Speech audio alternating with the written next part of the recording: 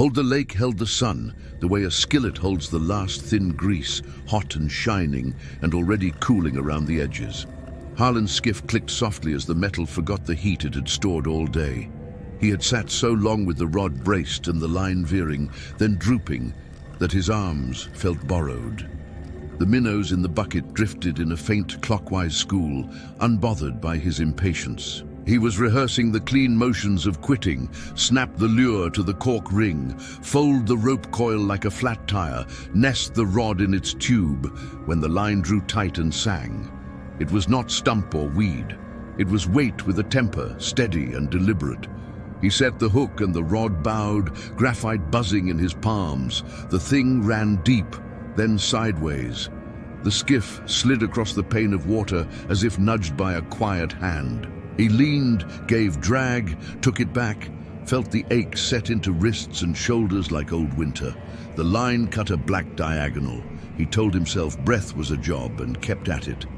When the body finally threw itself up, it did it without ceremony, a heave and a slick slap that sounded like someone upending a tub. Back dark as oil, flanks that flirted at silver beneath the gloaming, a mouth so wide it looked like a mistake. He hauled. The fish came into the skiff and met the deck with a bang that held the day, Say's whole story. It rolled in the angle between thwart and gunwale and filled the small boat with the stink that never stops being new. Iron and weeds and that sweet rot that belongs to water. Harlan grabbed for the lip grip and then forgot it.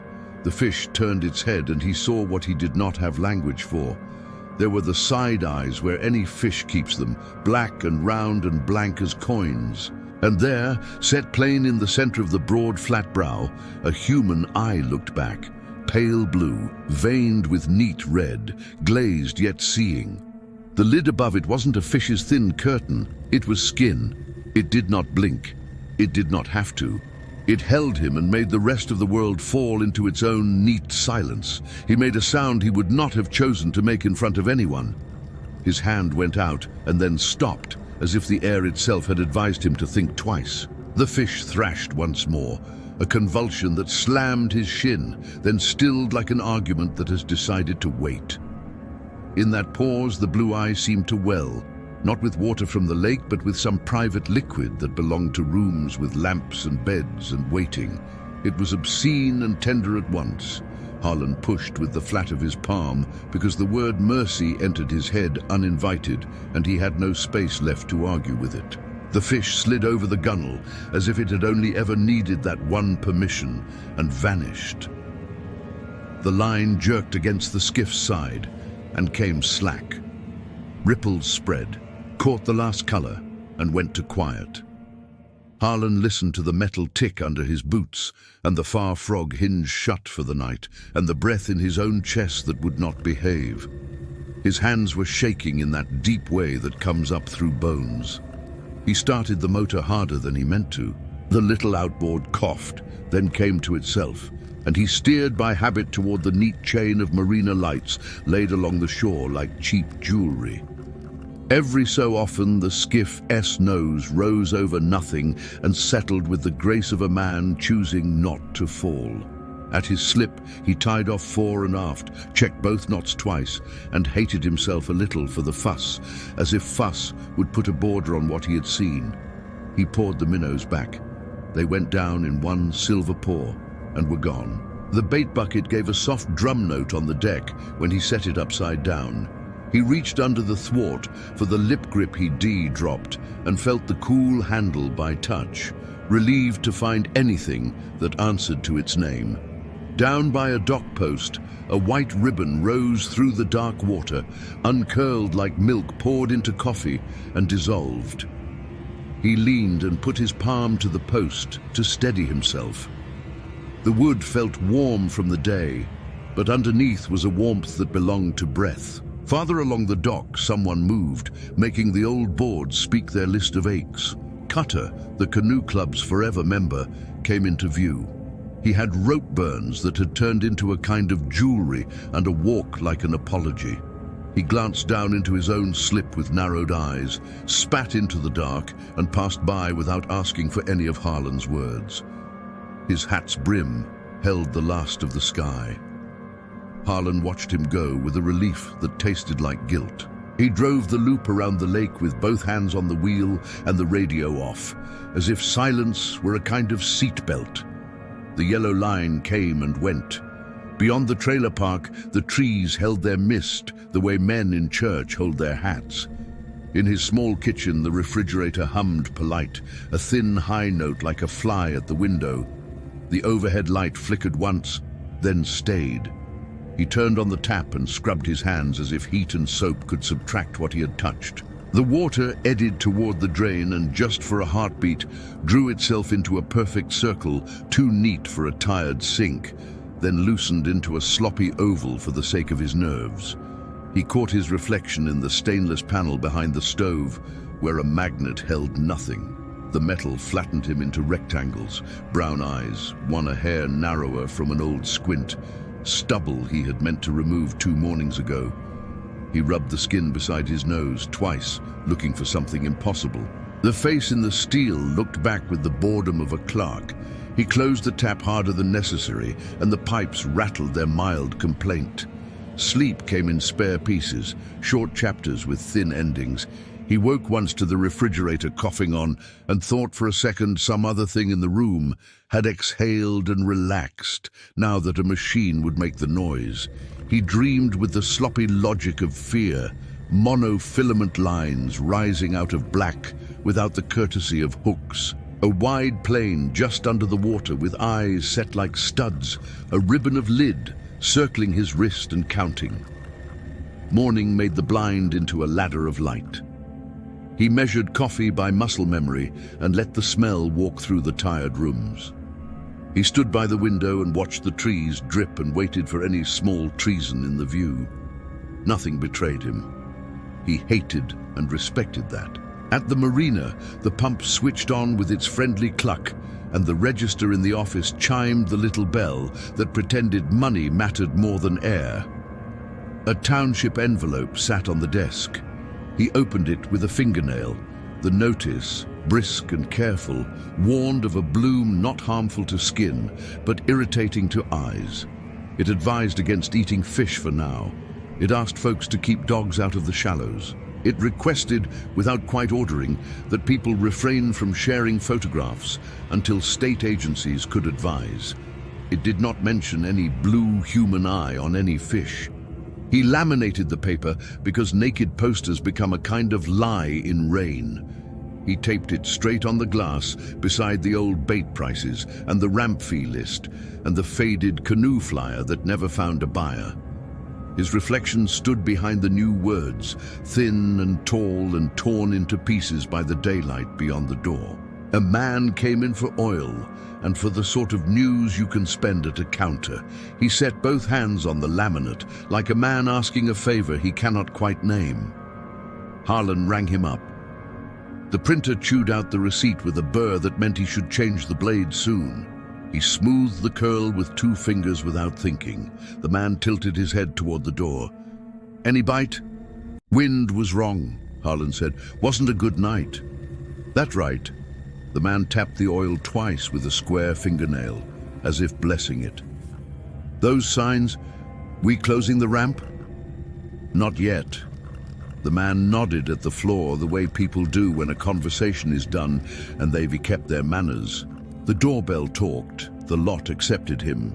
Harlan checked stock and cleaned surfaces and wiped his hands on a rag that had long ago left its good years behind.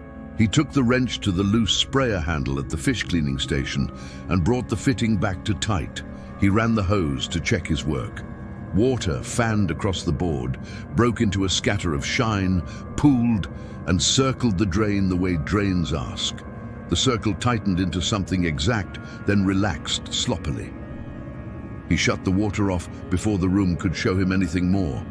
By midday, the sky had chosen a sensible cloud. The lake looked like a broad metal sheet, lightly greased. A boy kicked a bottle cap across the gravel with a patient rhythm, teaching his toes management. A woman wrapped a scarf twice and held her paper cup at her mouth without drinking, a small warmth for hands that did not plan to be convinced. The lake behaved. Harlan did his sums with a dull pencil and let the numbers keep their small pride. He tried not to think the words, the human eye. He tried not to remember the slow welling there, the way it had looked like a tear because the brain needs its shortcuts. On the shelf above the television in his trailer, the old mounted pike watched him without remark, glass eye reflecting the lamp in a way that had always seemed cheap. He stared at it too long and saw a hairline crack in the fake lens that might have always been there. He stepped closer, and the crack became only glare again. He laughed once in a mezzo that did not sound like him. In the late light, he walked down to the public benches where the road dips toward a polite strip of grass and 2 trash barrels everyone treats like confession. He stood at the gravel edge and watched the buoy far out wink its slow, honest wink. For a blink, the wink seemed to falter, and then it continued with its stubborn humility. A woman passed with a dog. The dog did what dogs do, and Harlan lifted 2 fingers from his jacket pocket in greeting. That was not a promise. He stood until the orange fell to grey, and then to the colour that suggests the body should go somewhere warmer. Sleep came mean and woke him twice. He tasted tin when he swallowed in the dark. He flexed his fingers as if untying a knot. He got up before first light and stood in the small kitchen with the tap running and watched the water behave, and told himself that he was a man who could tell the difference between a sink and a lake. At the marina, a white state truck with a polite emblem had nosed into the lot. A woman and a man in vests took water into little bottles and wrote down times and places with the indifference of professionals who will leave you to your weather. They asked him whether the level felt steady. He said it did. They asked about dead rise. He said crows would know before he did. They set a tasteful sign by the ramp about sampling and left with the careful reverse of people who never quite trust gravel. He stayed through the afternoon and into the soft of evening, because a man stays with his work when his insides don tea. He locked the chain across the ramp and left the lock hanging for now, a visual promise. He turned the sign and turned it back, because a single flip felt like a lie. The office light ticked its buzz. He poured out the grounds and rinsed the machine and let the vinegar smell make the room smaller and cleaner than the day deserved. He told himself he would not take the skiff out after dark. He told himself rules were not meant for other people only. He took the skiff out as soon as the shore lamps came on. He did not carry line. He did not carry excuse. The cove drew the bow the way an old wound pulls at a man's stride. He cut the motor in the ring of old stumps, those wrong teeth the lake keeps, and let the skiff turn on the slow breath of the place. The water drew itself tight in a patch the size of a kitchen table. The tightness darkened, then paled, then held, and a shallow dome rose without breaking. Eyes came into it. Not 2, not a number he wanted to hold in the mouth. Pale blue, sore with vein, arranged not quite randomly, not obediently either. A patient spacing that denied him the comfort of calling it chance. They looked at him and around him with the courtesy of something that had been awake a long time and had agreed to watch without judging. He put his hand out the way you offer a palm to a wary horse. Cold gathered in his skin. The surface met his hand with a soft, firm give, not warmth exactly, but some cousin to it. The eyes did not widen. Eyes do not. Beneath his palm, a long, slick ribbon slid around his wrist and touched where his pulse ran. An inventory, a measurement. He allowed it. He lifted his hand. The ribbon withdrew. The dome turned like a page being turned, and the water remembered very quickly how to become ordinary. He did not start the motor right away. He sat and let the boat settle and gather itself. The anchor under the bench shifted and made a small, drawn-out sound, like a letter opener dragged across a catalogue. He did not look down, afraid of making symbols out of tools. When he pulled the cord, the outboard offered the small favor of starting on the first try. He steered home with the modest accuracy of a man doing math he learned as a boy. In the office, he pressed the notice, S-corners flat again, and rewrote the bait prices on the chalkboard because the chalk had blurred into ignorance. He locked the door and put the keys in the pocket where they always lived. His truck's cab smelled faintly of warm plastic and old coffee. The road came to meet him without sorrow.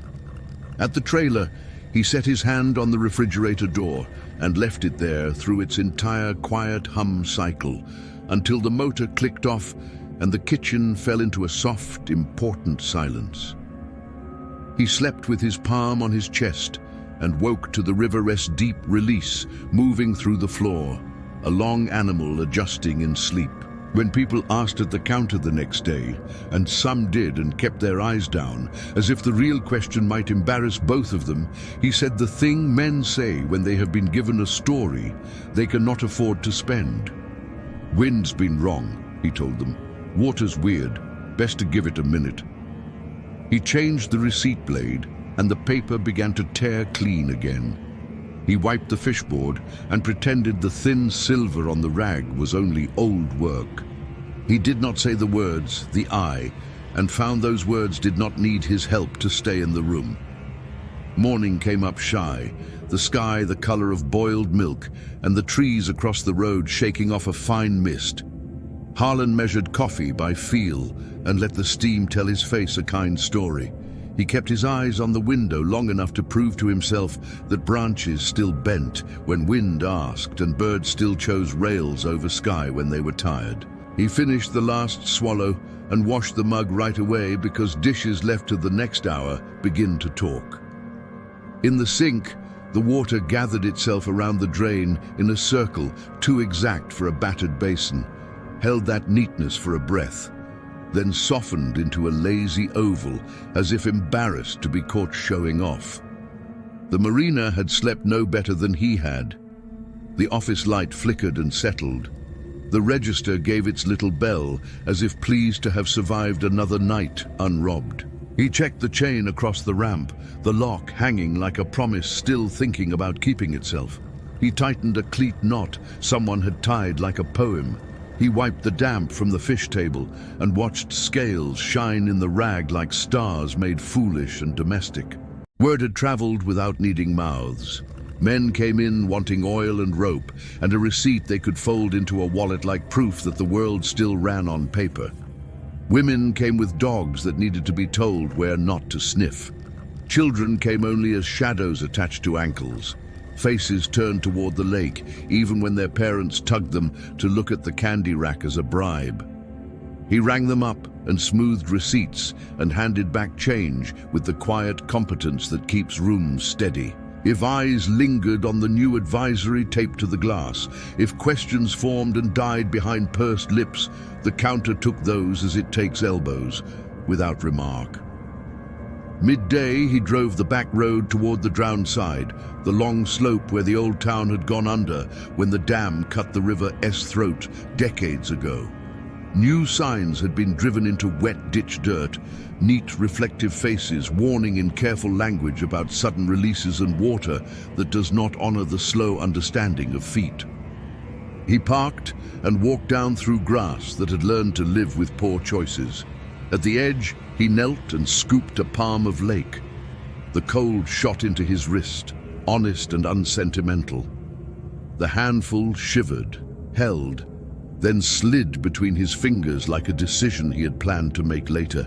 A single drop clung to his thumb, and when he raised it to his eye, the world through that lens inverted and made him feel for a childish instant that the ground had left him. He tossed a pebble in because a man asks for answers in small, rude acts. The circle went out neat and perfect and showed itself fading, ring after ring losing interest. No shape returned. No eye broke surface to prove him the fool or the prophet. The lake lay back down as if to say, if you want to understand, bring better questions. He stayed off the water through afternoon, out of discipline or superstition he refused to name. By evening, the light softened into that old copper, and the buoys winked their patient winks, as if to say, we never promised more than this. He walked the dock boards and counted their meek creaks like an inventory of small injuries. Cutter stood at the far slip with his arms crossed, hat brim turned down, a posture that said he was prepared to pretend the world had not changed while waiting for it to prove him wrong. He raised 2 fingers from his pocket in the direction of Harlan and then let them fall without waiting for acknowledgement. Some courtesies are for the person who gives them. The chain across the ramp hung, the lock empty of its own conclusion.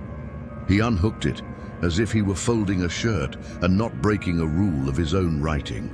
He stepped into the skiff, and the skiff took him the way a chair takes a tired body, with a sigh too soft to hear, and a fit that reminded the sitter that he had chosen this seat before.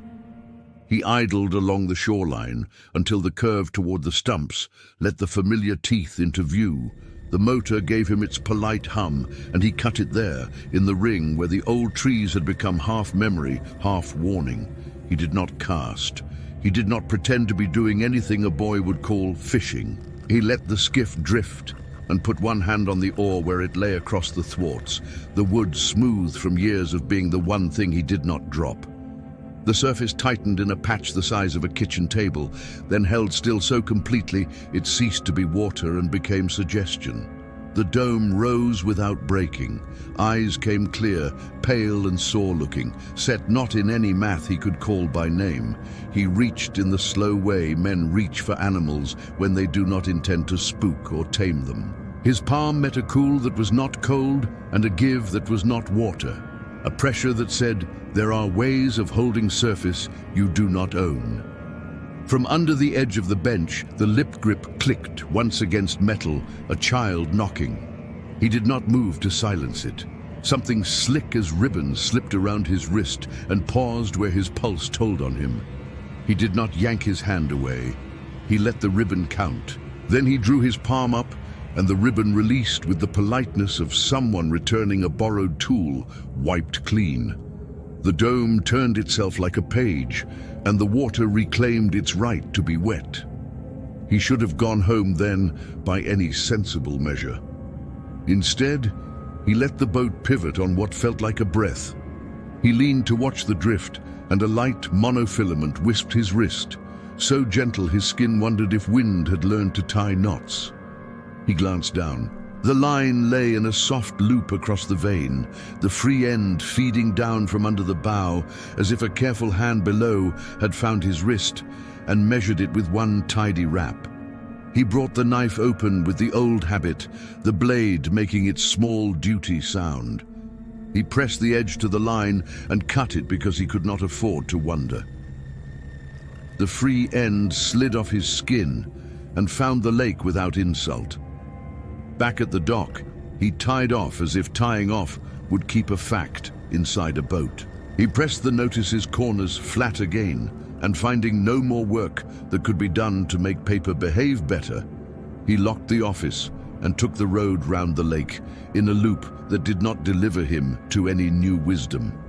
At the trailer, he stood with his hand on the refrigerator door for a slow set of breaths, using the small vibration in the metal as proof that cycles proceed independent of thought. When the hum clicked off and the kitchen went still, the quiet reached into him like a teacher hand on a boy's shoulder. Enough now, sit. The day after that brought minnows, tubs sloshing, the delivery man complaining gently about the cost of fuel to keep a van cold. Harlan pried the lid and peered with the practiced eye of a steward.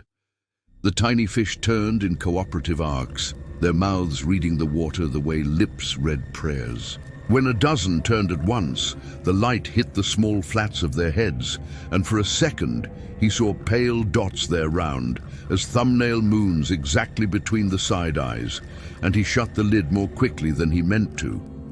He told himself light had always played games in that tub. He told himself the head is a simple place to trick a tired man.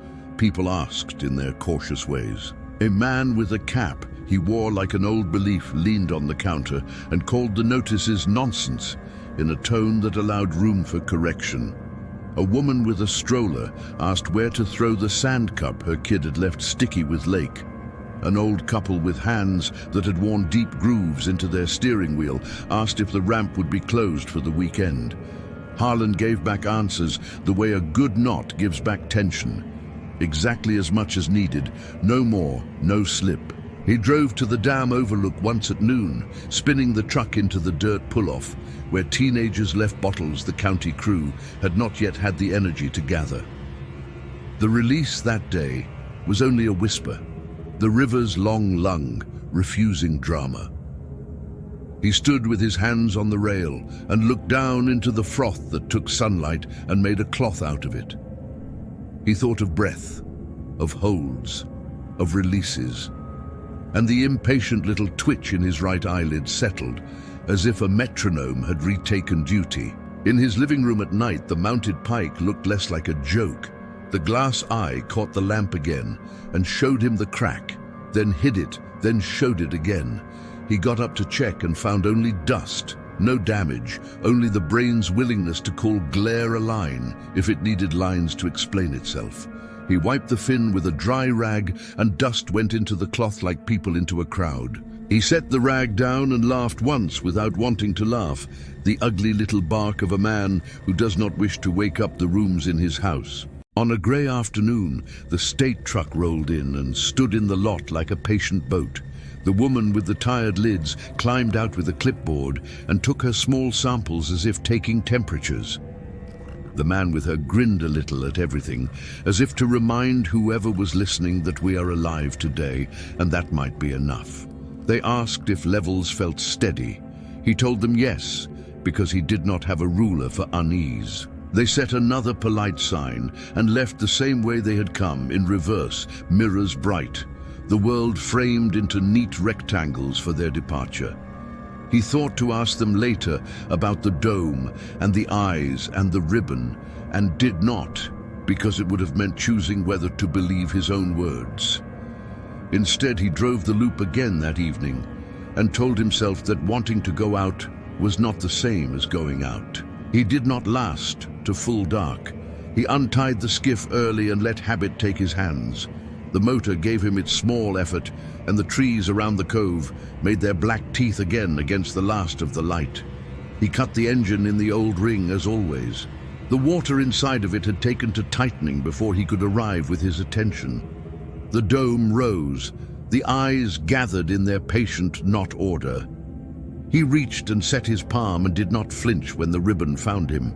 He felt less fear and more something he would only let himself call respect after he had tied off at the dock much later.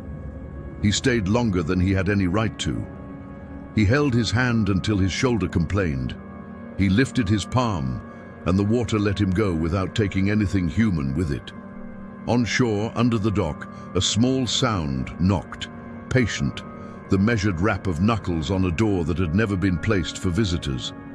He leaned and peered into the ribbed black and saw nothing, then saw the suggestion of a white line that wanted to be cloth and was only light on old joists, and then saw only his own face shivered by the light chop. The knock came again, polite as death at a bedside. He stood up and let it knock once more without answering, and then it stopped, as if satisfied that the ritual had been observed. He waited 3 days before he took the boat out with rope and anchor. He told himself he was trying to learn the new bottom, that last winter had moved things the way last winters always do. He dropped the little anchor among the stumps and felt it catch, and then slide and then catch again, the skiff tugging its leash like a patient animal. The rope took his palm, slick and serious. The surface rose and held, and gave him those eyes in their careful array. He let the breath inside his chest arrange itself around whatever was moving below. He tried, as an experiment he did not respect, to hold his lungs when the dome suggested a hold, and learned again that something older than his mind had already set the count. He breathed with the water because there was not another honest way to do it. The line went tight, not a jerk, not fish work, pressure, steady and explanatory as a hand on a door. He felt the pull through the rope and into his wrist, and thought in that exact moment of dogs leaning into a man S-leg, not to ask for anything but to let him know he still stood. He let the pull have a few inches without giving away the whole length. Then he took the knife and cut the rope to prove to himself he could do it, that there remained a place in this day where edges obeyed. The cut end fell in a curl against his boot, a wet comma. The skiff lifted a hair and settled. The night he could not keep from dreaming of a bowl of water with a leaf candle in it.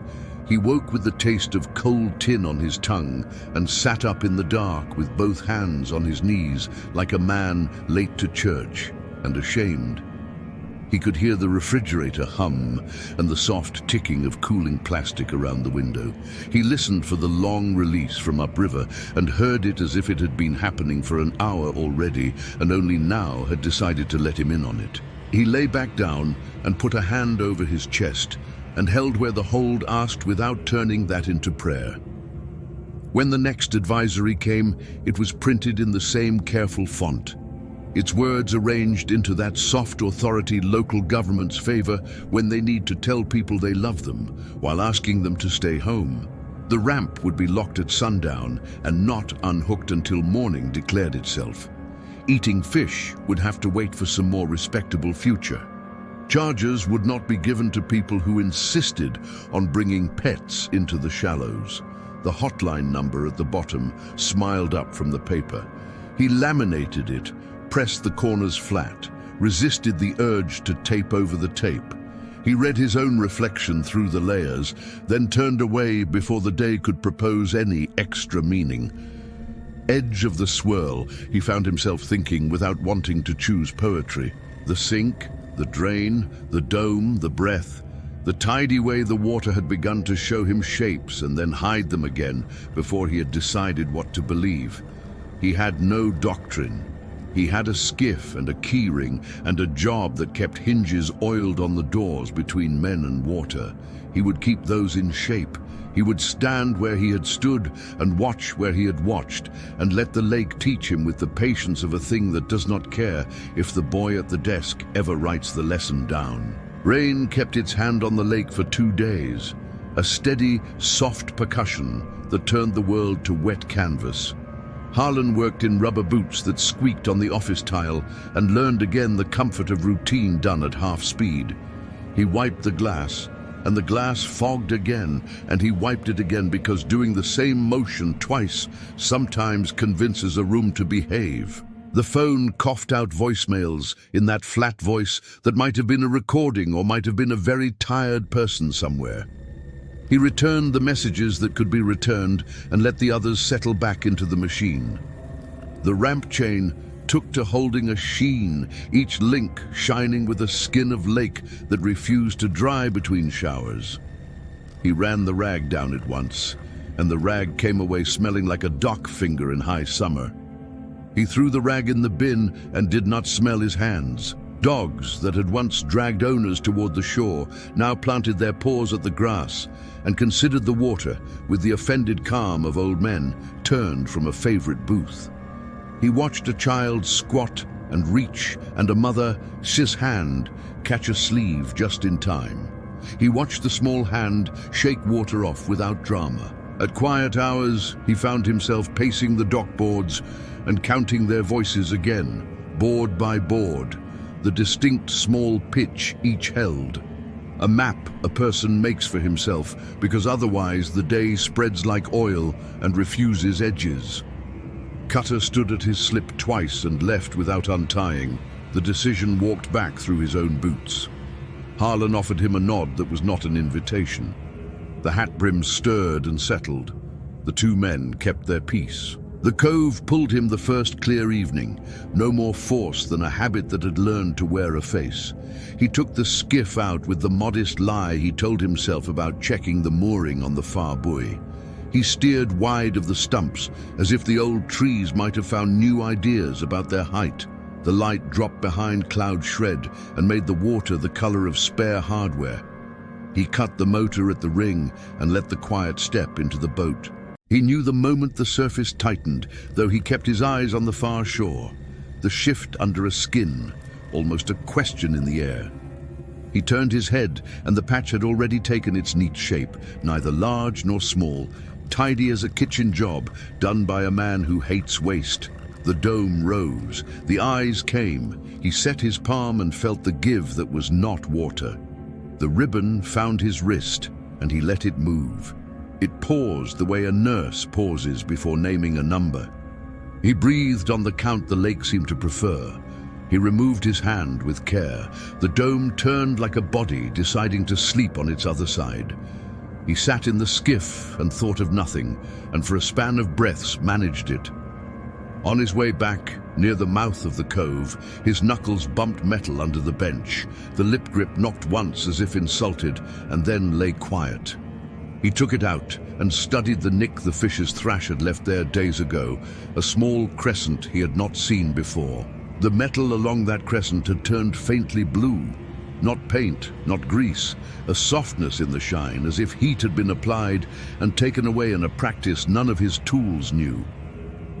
He set the grip back and did not arrange it differently, as if that generosity would spare him some future correction. At home, a slow drip from the kitchen tap took up residence, the kind that gives you time to decide whether to fix it or confess. He laid the wrench on the counter and did not use it. He watched the drop swell and let go its roundness and break, and heard the small coin plink as it found the basin. He told himself he would replace a washer tomorrow and believed himself a little less than he used to on such promises. He slept in crooked naps and woke once to the long and low of the dam, as if a patient under a blanket had turned and reminded everyone in the ward he was still making decisions. The next afternoon brought a ring of dark on the water that made its own weather just off the point. A pair of gulls worked the edge of it, lifting and falling with that lazy competence gulls have, beaks not quite touching, finding something to approve. Harlan stepped to the rail and watched the ring close and open, a slow heartbeat in the lake's skin. He waited for a ripple to travel toward him, and none did. He waited for a smell, and there was only the usual iron and green. He waited for fear. Something else arrived instead, smaller and cleaner, the thought that the lake was busy, whether or not he chose to name its work. 2 state trucks came at dusk one evening, taillights double bright in mist.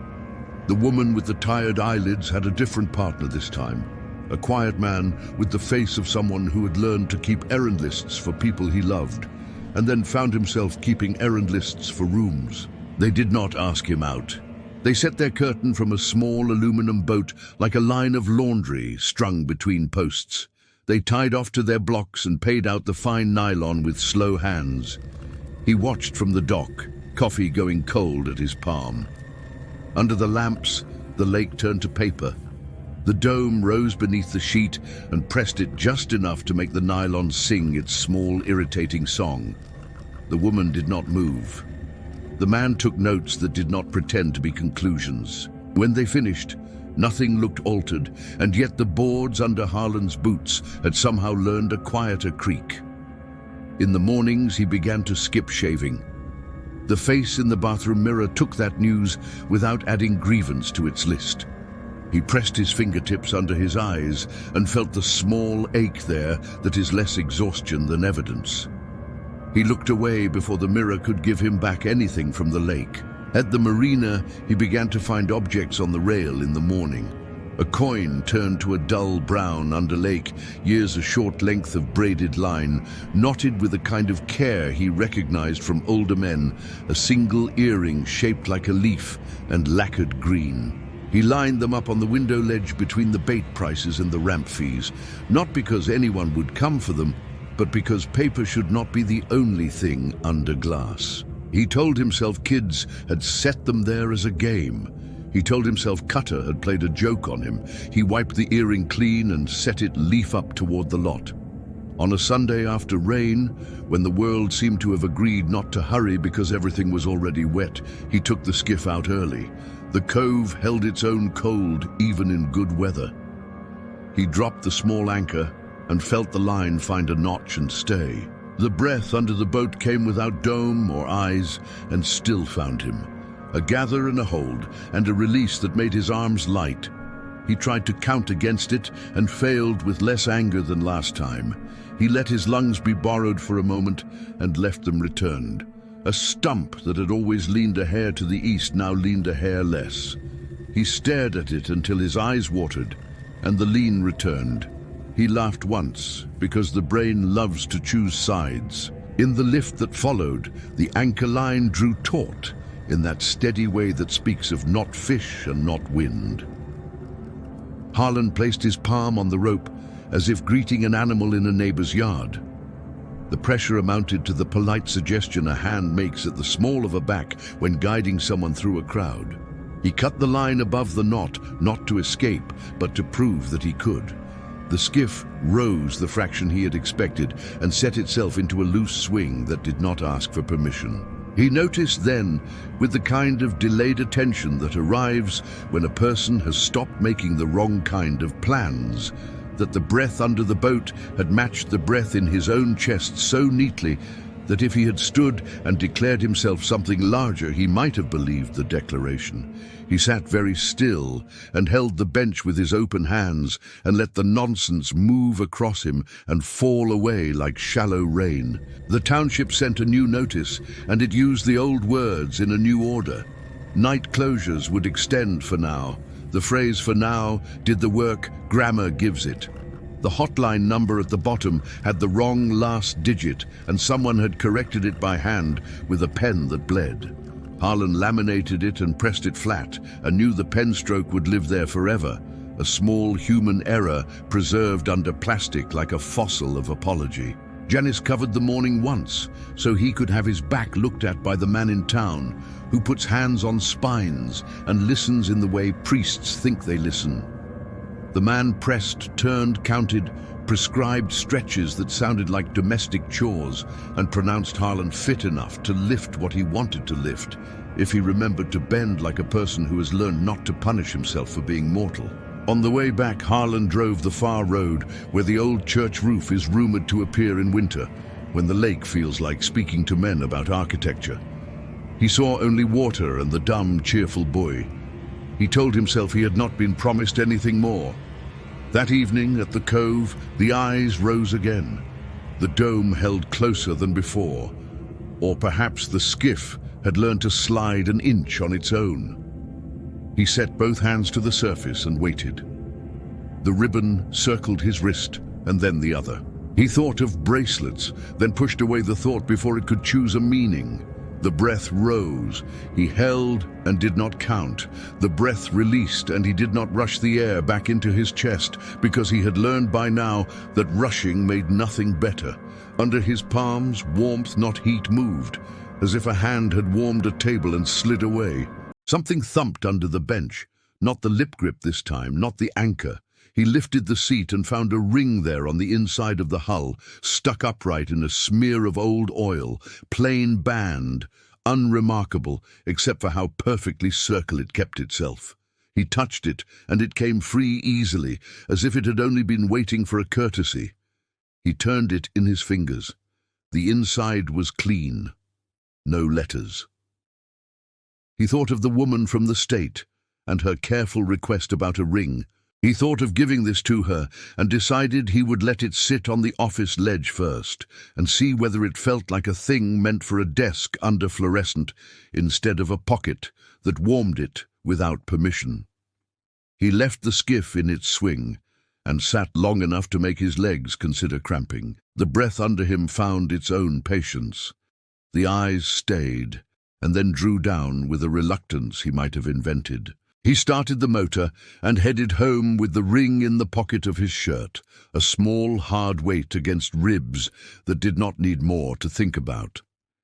In the office the next morning he set the ring between the leaf earring and the old coin, and wrote on a scrap of paper ring found no inscription. He did not tape the paper. He stood looking at the three things until the doorbell gave its little duty sound and forced him to be a man working in a shop again. The woman with the dogs saw the ring at once and looked at him and looked away, because asking would have made her part of whatever he had not named. By late week, he found a rhythm even a stubborn man could love. He unlocked and locked and wiped and counted and took the skiff out, not every night but near enough, and the lake did what the lake had chosen to do with or without his gratitude. He held his breath when the hold asked and let it go when the release permitted. He cut lines when lines wanted to teach him ownership. He kept the lip grip under the bench and let it knock when it needed to, and some nights it did not. And those were not better nights, only quieter. He noticed the town learned small obedience too. Men came to the rail and did not spit. Women kept dogs short-leashed and told the dogs in firm voices that this was not for them today. Teenagers, who normally would have dared one another into the dark water at the edge of the lot, stood instead on the top boards and said nothing and seemed proud of their own restraint. Notices yellowed at the corners, and he peeled and replaced, and the tape gave up its last strength with a sigh. The new sheets looked the same from 2 steps back. That was the point. The sound under the dock returned, not each night, not on a schedule a clock would admire, but often enough that his ear learned it and did not jump. It was the knock of knuckles on rough wood, patient, as if checking to see whether a house still held people worth bothering. He leaned over once with a flashlight in a fit of stupidity, and the light showed him only slats, only shadows moving with the water, only his own breath making steam under the beam. He clicked the light off at once, ashamed as a boy caught at a draw. He woke one morning with his fist closed tightly around nothing and had to pry his own fingers open to show his palm who ran the day. He laughed and looked at the lines there and thought of rope and blade and the slow, clean act of cutting when necessary. He made coffee and cleaned the pot and set it upside down to dry and took enjoyment from the neat circle the rim left on the towel. On a day between weather, when the air held that stillness a town gets an hour after a parade, he walked to the cove without the boat and stood on the washed stones at the edge, where the old shore lies like a memory under inches of lake. He could see the stumps, their grey lips at the centre of the ring. The breath reached him there, barely, a suggestion through boot soles and the bones above them. He backed away a pace, and the suggestion softened. He stepped forward, and it returned. It was foolish, and it was real, and he allowed both facts to share the same line. On the way back, he found a child's plastic shovel lying throat up in the grass by the public bench, bright green, no sand on it. He set it on the rail beside the ring, and the old coin and the earring, and wondered what world he was building on that ledge. What small museum he had opened without grants or signage, what story a person would tell about a ring and a coin and a leaf and a shovel in a line. That night, he brought the shovel to the skiff and set it under the bench without thinking why, and when the breath under him rose and the ribbon touched his wrist, he found his other hand closing around the cheap handle and felt the hard little ridge of the plastic seam and thought, this is how men carry their answers. Ridiculous, simple, more durable than pride, less useful than hope. The lip grip did not knock. The anchor line lay in a sensible coil. The dome held and did not ask anything of him beyond the one thing he had already learned to give, the modest loan of breath at the right beat. He started home in full dark and let the buoy wink him along, and did not look back at the cove, because turning would have made it feel like a goodbye, and he had not earned saying it. The dock gave under his boots, and the boards kept their names, and he locked the office in the same order he had unlocked it that morning, and drove the same road under the same trees, and the night did not invent new lights. He stood in his kitchen with his palm on the refrigerator door again, and this time felt the hum come on and then go off, while he kept his hand there as if he were learning to keep time with a machine. He slept hard and woke to the ordinary small pain in his back that reminded him that bodies keep books on every favor you ask of them. In the morning, the ring on the office ledge wore a faint oval of condensation, as if someone had breathed on it through glass. He wiped the oval away, and the ring stayed dull and steady. He set his fingertip in the wet on the pane where the oval had been, and wrote nothing there. He took down the pen note and threw it in the bin. He set the ring in his pocket and kept it there a while as he made change and counted and wiped and folded. At lunch, he took it out and set it on the ledge again. A circle among other circles, a neat shape that refused and welcomed meanings. He stepped to the door and looked at the lake. Stumps Cove kept its place, as if it were keeping a seat for a friend. He nodded to it. He did not wave. He had work. He had breath. He had a job to do between them. The morning came up thin and grey, the kind of light that makes metal look honest. Harlan unlocked the office, and the small bell tried out its voice and found it. He stood a minute in the smell of paper and damp rope, and that old faint sweetness the bait cooler never licked clean. He wiped the counter he had wiped last night, and pressed the corners of the notice again. The ink shone with a patience that made him tired. A white state rig rolled into the lot, and angled its mirror at the lake. The way a man looks at a room he means to leave cleaner than he found it. The woman with the tired eyelids climbed out, clipboard under one arm. Her partner today was a different man, broad in the shoulder, quiet in the jaw, the kind whose voice, when it came, would belong to rooms rather than radios. They spoke to him the way professionals speak when they want a thing that must look simple. "We could use a boat," the woman said. "Someone who knows the stumps." Harlan nodded before he counted the cost. He set the counter to idle in his head, flipped the sign, and walked with them down to the dock. The skiff took their weight with a little complaint, and then an old acceptance.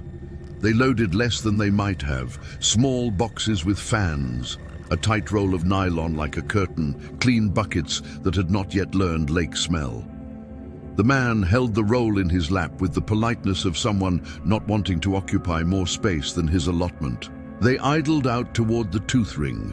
The woman pointed with 2 fingers, the neat gesture of a person who has spent years turning maps into water and back again. Harlan set them where she wanted. The man stood and let the nylon unspool into the lake, his thumbs on the roll, his hands making a patient oval of line between 2 stumps. The top rope carried little floats like bread crusts.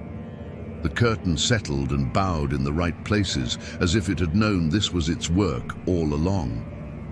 The fan in the sampling box clicked on and hummed, a small appliance in a kitchen where no one would eat. The woman took water at the surface and a little below. She marked times on the pad, numbers becoming guardrails in a world that had taken up curves. Harlan kept the engine just touching its mount so the boat would not stray, the tiller light in his hand. Under the curtain, the water drew tight again, the neat trick learned and replayed without apology. Eyes came into the dome, not as many as the night before, but enough to keep a person from believing he had made them. The nylon sang its little edge song where it rubbed the stump. The man paid out a half-foot of line without being told. The woman's pencil paused in the air and then resumed its neat scratching. They all stayed where they were. The dome lifted a hair more and held there, a chest filled and waiting. "Hold," the man said, soft. Harlan's hands were already still. A small shift slid through the boat, not wave and not wait, more like a room taking a breath before saying a hard thing. The man's boot found a loop of loose rope and made the wrong history.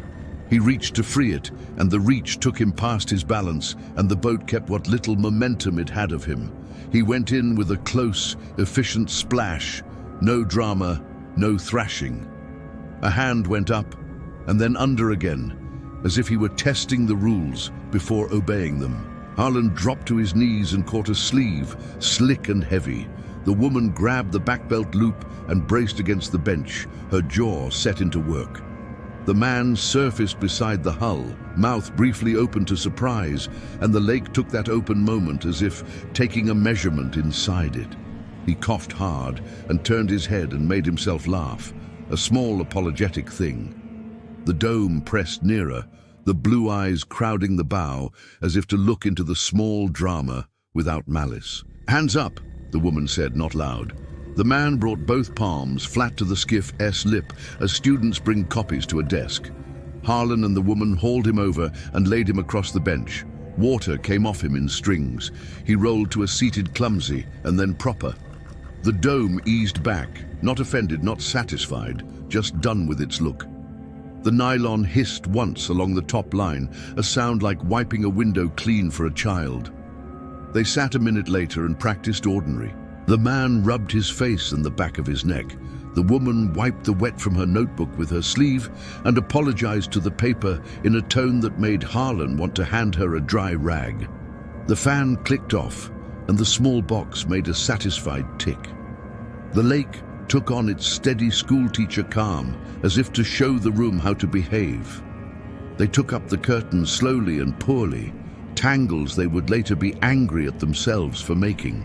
Harlan kept the bow pointed where it should be pointed and watched the eyes fade. No closure to them, simply less.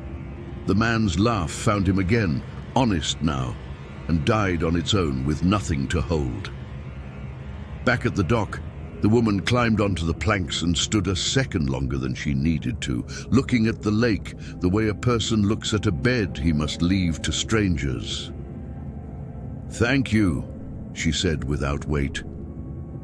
"We have what we have." Harlan nodded. He walked them to the truck because men in small towns see people to their vehicles when nothing else will do. They loaded the boxes, the curtain now only rope and nylon again, the notepad tucked. The taillights clicked into their tidy red and slid away down the lane under maples that had learned how to make their own shade outlast seasons. Afternoon brought back the regular errands with better manners. A man returned the dock cart with 2 extras for the sake of his own conscience. A woman asked if she might leave a cooler for her brother to pick up, and then took it with her, because the lake under its calm had persuaded even reasonable people to carry their own weight. Harlan counted cash and changed the thermal roll and moved the lures on their board because even bright plastic wants to be seen by different eyes sometimes. He set the found ring on the office ledge again and thought of the woman and her careful question. He imagined placing it in her hand and imagined the hand refusing, not out of meanness, but because admitting the ring's journey would make the day into a shape with edges. He left it where it lay. By dusk, the lot collected purpose, another state rig, then a county truck with racks like ladders, then 2 men with a generator the size of a hope chest and the clean disappointment that belongs to new equipment. The woman had returned, now with a small crew in vests that made their shoulders into objects. They did not come for him. They nodded the way working people nod to the man with the keys to the bathroom and the switch to the lights. He opened the office late and set coffee, set water, set rags, small offerings to the hunger labor brings. Down by the rail, the temporary lamps sang their muscular song and carved hard white onto the lake. The nylon curtain was hung again, this time on proper anchors lowered, with a patience that looked like respect. Ropes paid out. Markers bobbed with approval. Someone's radio clicked and sent its little private grammar into the air. The dome formed under the sheet, a neat press that brought the top line to its small music. The eyes came in number enough to warn, not to frighten. Men and women adjusted clips and wrote neat numbers and stood where they should stand. Harlan stood up by the rail and put his palm to the cold steel and kept his mouth in his pocket. He saw something thin slip under the curtain with the steady purpose of a thread through cloth. A line went taut, then eased. A hand over there with a glove lifted to indicate a value and lowered again without calling it out. The dome rose a little higher, pressed the nylon into its song again, then held.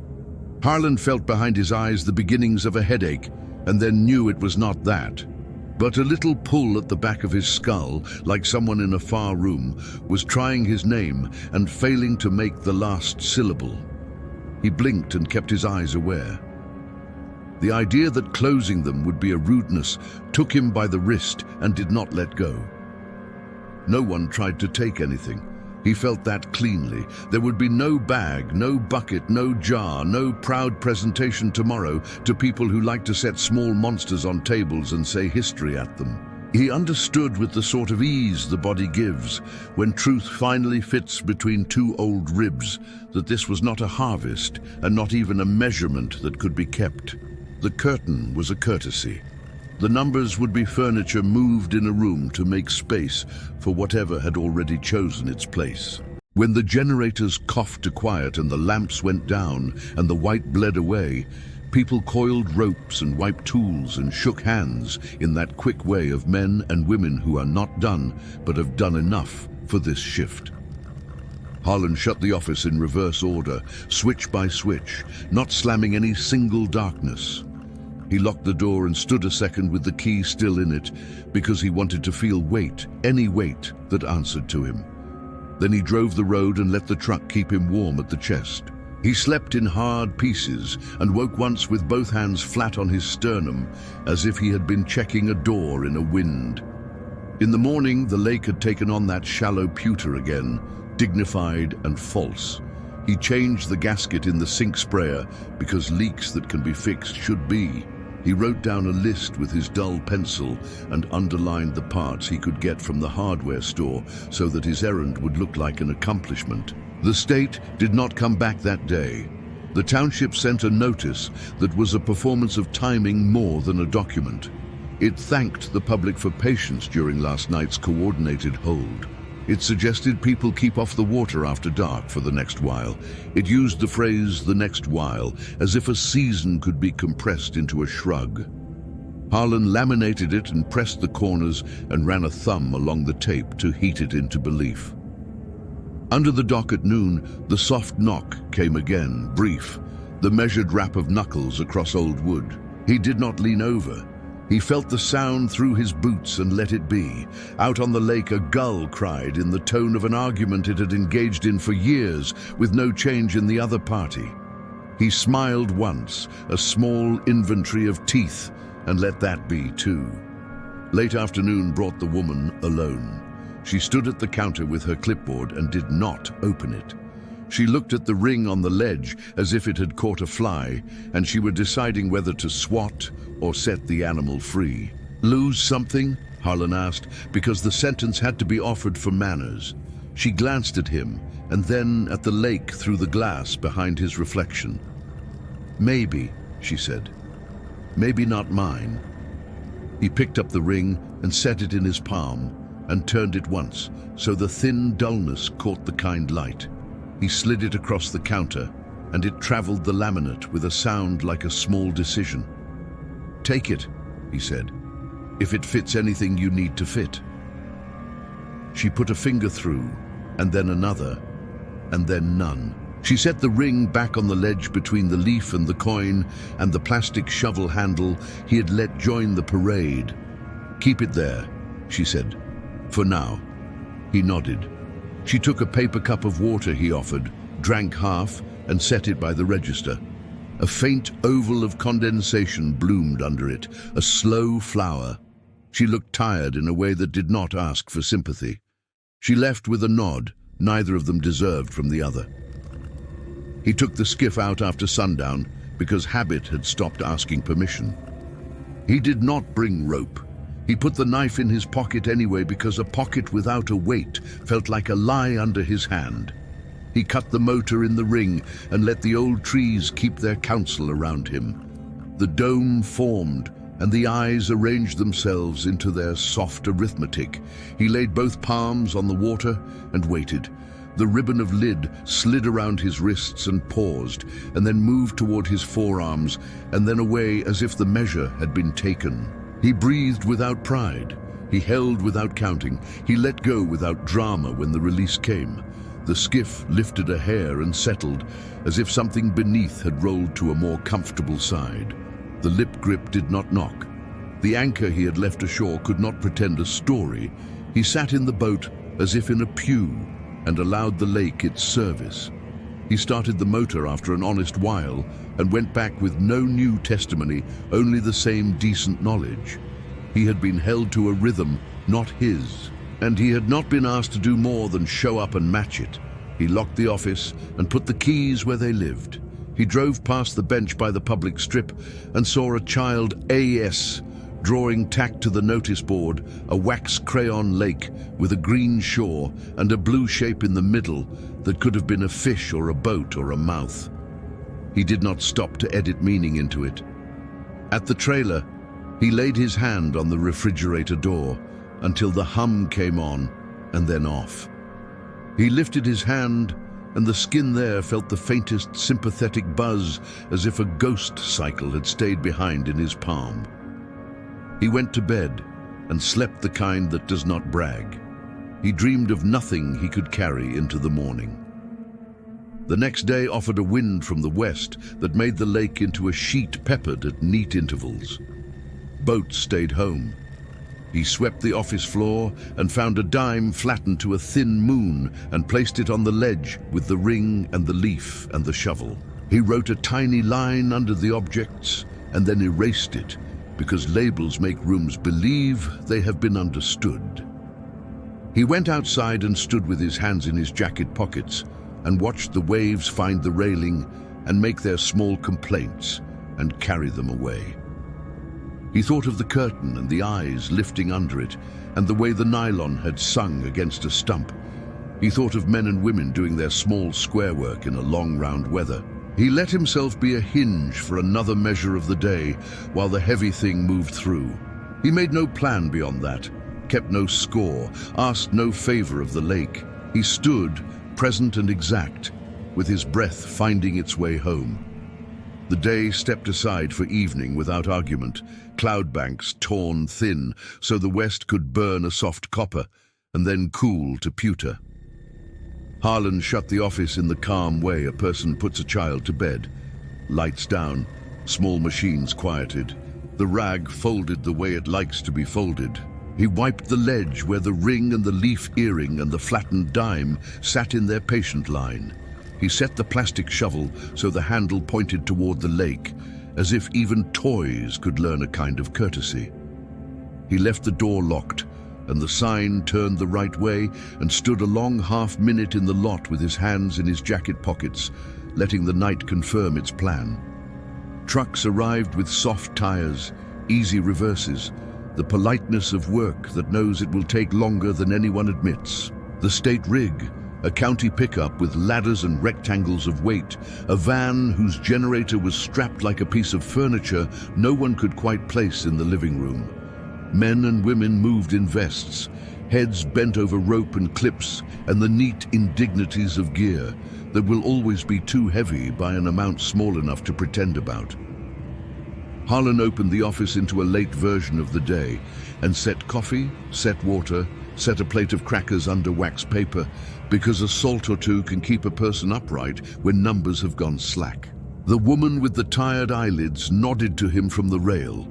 She had put her hair back with a band, and it made her look younger and more exhausted at the same time. The man who had gone into the water days before wore a dry jacket and a grin borrowed from some earlier chapter of his life, and he kept both hands on coils of rope as if that gesture counted for caution. They did not ask for the skiff. They had their own small aluminum. The curtain rolled neat on a bar across the thwarts, the top line threaded with floats like bread crusts. He watched them go out toward the tooth ring with the measured strokes of people who intend to do a thing just once more, and then again. Park lamps hummed and filled the lot. S-edges with a theater white that made faces look more certain than they felt. Town people came, but kept to the dry. They leaned on rails and put hands in pockets and let their weight settle into boards that had learned how to keep men honest. Cutter stood as he always stood, hat brim set to weather, a posture that said he had not changed his mind about anything since spring, even if the world had. Penny from the coffee shop drifted in with her sister and a thermos mug. They stayed back, the way women do when they intend to be the ones who will take tired men home at the end of it. Harlan unhooked the chain across the ramp because the curtain had to go where the curtain had to go.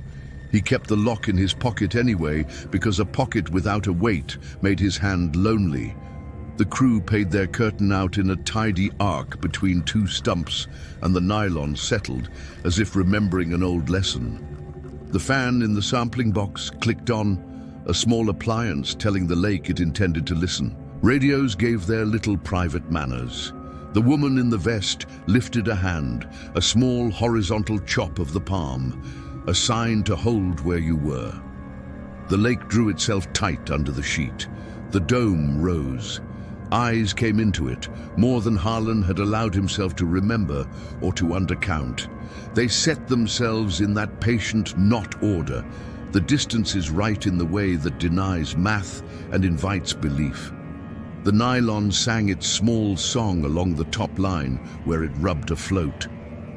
The dome pressed a little more and held, a chest filled and waiting.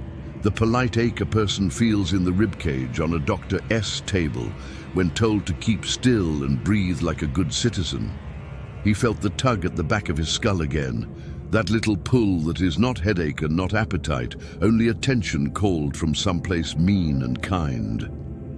He took a step down the ramp and set a hand on the cold rail. The metal had the clean bite of night in it. The crew on the boat did their square work. Notes were written, knots were checked. A top line was eased a hair to stop the nylon's worst complaint. Harlan kept his mouth in his pocket and gave the lake his spine. Out past the ring, the buoy winked as it always winked and, for a breath, missed, then found its rhythm again with the modest apology of a machine. The dome under the curtain lifted higher still, and the nylon took the shape without tearing. A thin ribbon slid beneath the sheet and up along the top rope. A white you might mistake for light, until it did not behave like light anymore. It touched a float, and the float made a sound like the softest possible note on a glass rim. The woman on the boat glanced once at the sound and then back to her pad. The ribbon withdrew, not in fear, not in victory, only done. Time stretched itself into a long plane. The crew stopped speaking even on the radios because what would you say into this? The town people kept their hands in their pockets and did not shift their weight more than they had to. Somewhere, a dog in a truck bed blew once through its nose like a horse declaring the situation reasonable enough to endure. The dome held. The hold deepened. Harlan let the Count take his chest and trusted that he would be given back what he needed. It went on long enough that he felt the edge of the hard part, that little tilt when a man begins to understand where his body ends and the day begins. He thought of his father, hand flat on a table before a blessing, and the way that old man S. Knuckles had kept their humility even when the rest of him got brash. He lifted his palm and set it down on the lake, not stepping into the skiff, not leaning too far, just reaching to where water and night made a skin. The surface met him with that firm give he had learned, holding him the way a clerk holds a return he does not have to accept, but will. The ribbon slid around his wrist, counted, paused, slid away. A small wave of something rolled through the crowd, not sound, not movement, agreement. People leaned a hair toward the rail and then leaned back. Someone near Harlan began to count out loud and cut it off after a handful, embarrassed to have made numbers when the room had chosen a different language. The woman on the boat let the pad fall to her thigh and looked out over the dome like a person watching a field she had seeded in the wrong month and found sprouting anyway. It broke, not with noise, but with absence. The pressure under the curtain eased. The eyes did not go. They simply stopped asking. The nylon relaxed and quit its song. The dome flattened the way a body settles into a bed after the second try. The lamps hummed, and the generator coughed and caught and steadied. A small drama a person would be grateful to have in any other room. The woman raised her palm for release. Lines were coiled. Anchors came up with wet weight and the stubbornness of things that had decided to belong where they were. The curtain became rope and nylon again. No power, no memory. People in the lot did not clap because clapping belongs to speeches, and this had not been one. Families turned for their cars without turning their heads the wrong way. Cutter tipped his hat to no one particular and did not smile. Penny and her sister took the thermos and the empty cups and the quiet and went back to their own light. Harlan felt his hand leave the rail before he knew he had lifted it, as if a courtesy had been completed and could not be made prettier by doing it again. He helped lug the generator up the slope, his shoulder taking the familiar heat of simple labor and liking it. The woman thanked him without adding words to the word.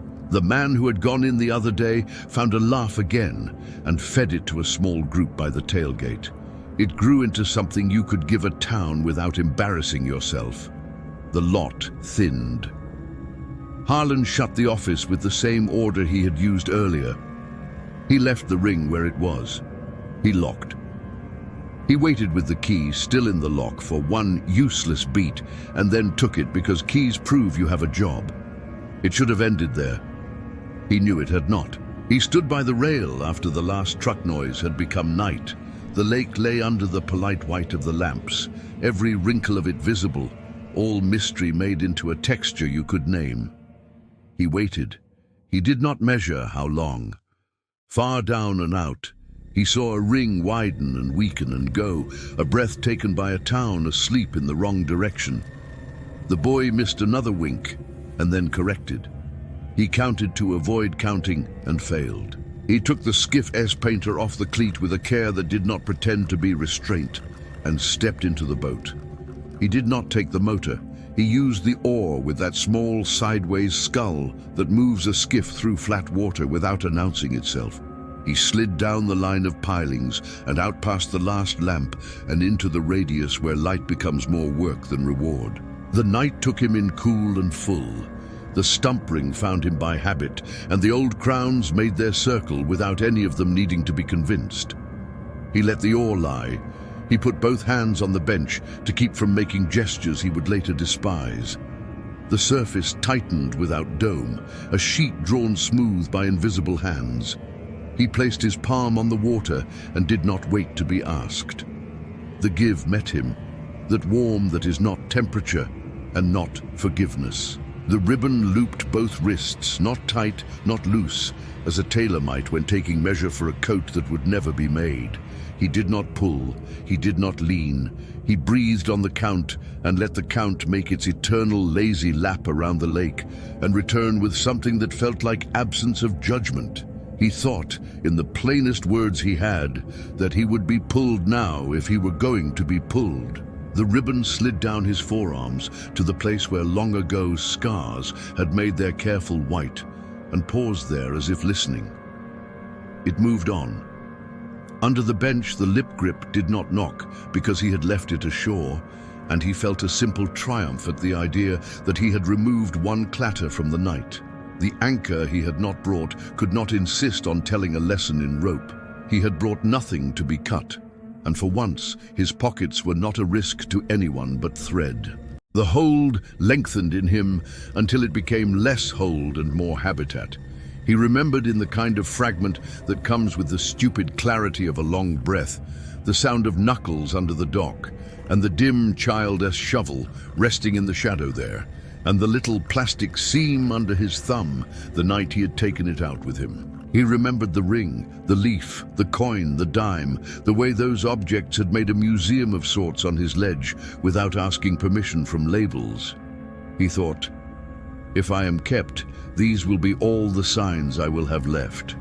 He thought, if I am returned, tonight will be a thing I am allowed to say in no room. The release came not like a mercy, but like a rule observed. The ribbon withdrew in a straight, courteous motion. His palms met water that behaved like water. The skiff lifted a fraction and then steadied on its lines. The stump crowns showed their mean lips again in the little ripples, and the night learned to be less crowded. He stayed. He did not know how to leave without cheapening it. He sat with his hands on his knees, that posture he had made into a right, and let the boat keep him in the old circle until the lamps at the far rail hummed themselves into a quieter register. When he took the oar up again, the motion was so clean, he wanted to applaud himself. He slid to the dock. He tied with the first knot he had ever been taught, and did not check it twice because the day had had enough of being doubted. He walked the boards and heard every plank say its name in the order he had learned the little choir of unremarkable wood, declaring that a man could come and go and be counted among them without one sermon being lifted. He stopped at the notice board and looked at the child's crayon drawing under the pushpin. Up close, in the lamplight, the blue shape in the middle of the lake was not boat or fish or mouth. It was simply a shape a hand had made when a hand had been given a color and a job, a field of wax rubbed hard enough to shine. He raised his hand toward it and then let it fall to his side because touching that paper would have been a theft. He drove the road that rings the lake, the truck's old engine singing its plain tune. Houses showed window squares like mouths closed against bad weather. He passed the dam pull-off and saw nothing of the release, only the river elsewhere taking what had been agreed to. He passed the patch of gravel where men sell blueberries in a month and thought of blue for a while and allowed himself that childish generosity. He turned into the trailer park and the gravel under his tires said yes in the way gravel does when it shuffles aside without complaint. Inside he did as he always did, set his keys in their dish, put his hand on the refrigerator door, listened for the hum. When it came, he felt it through the skin of his palm like a small animal purring, and when it went, he kept his hand there and counted 3 slow breaths and then took his hand away as if to avoid embarrassing the machine. He poured water from the tap and watched it gather around the drain and spin just enough to be itself and then go. He did not wait to see whether it would become too perfect. He turned the faucet and left the basin to its work. He slept with his hands crossed on his chest, a useless guard over a door that had already learned to stay on its hinges. He dreamed nothing he could carry to morning and loved that about the dream. When he woke, it was to steady light and the ordinary sound of a neighbor's dog shaking itself into the day. He stood in the kitchen and watched dust make its slow float in a slice of sun that had found the right angle through the blind. At the marina, the ring on the ledge wore no condensation. The leaf earring held its green in a way plastic tries to mimic and fails. The dime kept its thin moon. He moved them aside to wipe and set them back in a new order without letting the arrangement have meaning. He made coffee and let the smell argue gently with the bait cooler's sugar rot. He unlocked the door and the bell tried its voice and found it. People came and wanted rope and oil and reassurance and a hand close by when they walked down the boards out of unsteady habit. He gave them change and wiped the pen after each use and kept their names to their faces with the ease of a man who knows just enough of everyone to stop them from feeling alone.